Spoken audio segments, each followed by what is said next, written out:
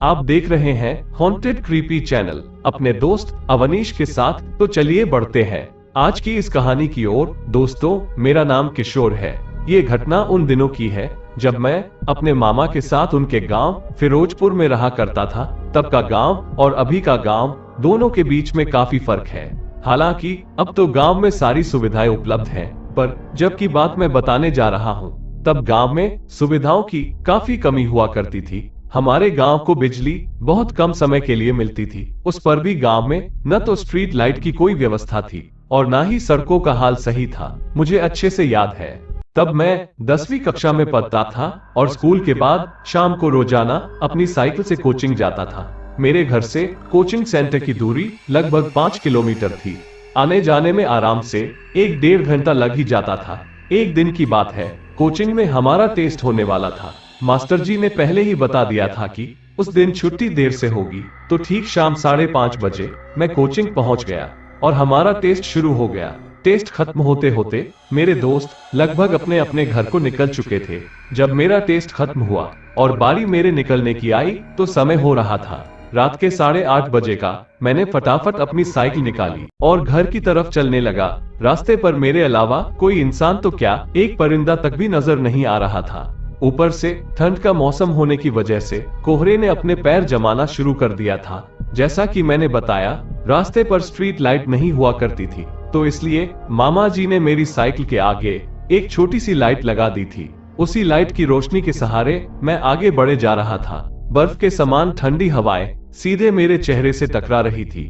हालांकि मैं उस रास्ते से रोजाना आया जाया करता था, पर वो पहली बार था कि घर लौटने में मुझे इतनी रात हो रही थी। मैं था तो 16 साल का बच्चा ही। कहीं न कहीं डर तो लग ही रहा था, मगर मैं क्या करता, चुपचाप साइकिल चलाते हुए आगे बढ़ता रहा। रास्ते पर ना तो कोई घर था और ना ही कोई दुकान। अगर कुछ था तो सिर्फ घना जंगल, जिसमें से आ रही रात में झींगुरों की आवाजें डर को कई गुना बढ़ा रही थी। अभी मैं साइकिल चलाते हुए आगे बढ़ ही रहा था कि तभी पीछे की तरफ से मेरे कानों में एक आवाज महसूस हुई। वो आवाज साइकिल की घंटी की थी। उस घंटी की आवाज को सुनकर मेरी जान में जान आई कि चलो, कम से कम अब मुझे अकेले तो नहीं चलना पड़ेगा। मैं अपनी साइकिल को धीरे करके पीछे पलटा, लेकिन पीछे दूर दूर तक कोई नजर नहीं आ रहा था, जबकि वो रास्ता एकदम सीधा था। अगर कोई होता तो उसका दिखना लाजमी था। मुझे लगा शायद वो बहुत पीछे होगा, जिस वजह से मैंने अपनी साइकिल की स्पीड को कम कर लिया ताकि वो शख्स आ जाए और मैं उसके साथ चल सकूं। धीरे धीरे वो घंटी की आवाज मेरे करीब आती गई, साथ ही पैडल मारने की आवाज भी आ रही थी। धीरे धीरे वो आवाज मेरे करीब आते आते मुझसे आगे निकल गई। पर चौंकाने वाली बात तो ये थी कि न तो मुझे कोई साइकिल दिखी और ना ही कोई आदमी। मगर ये कैसे हो सकता है, जब कोई साइकिल थी ही नहीं, तो पैडल और घंटी की आवाज कहां से आ रही थी?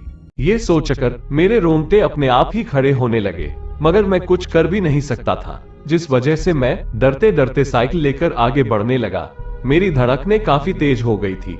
अभी मैं साइकिल को चलाते हुए आगे बढ़ ही रहा था कि तभी मेरी साइकिल में लगी लाइट की धीमी सी रोशनी में मुझे आगे की तरफ एक साइकिल चलती हुई नजर आई। मगर हैरान कर देने वाली बात तो ये थी कि वो साइकिल अपने आप ही चल रही थी। उस साइकिल को चलाने वाला कोई नहीं था। असली डर क्या होता है, उस वक्त मुझे साफ तौर पर महसूस हो रहा था। मैं जोर से चीखना चाहता था, मगर मेरी आवाज जैसे हलक में ही अटक गई थी।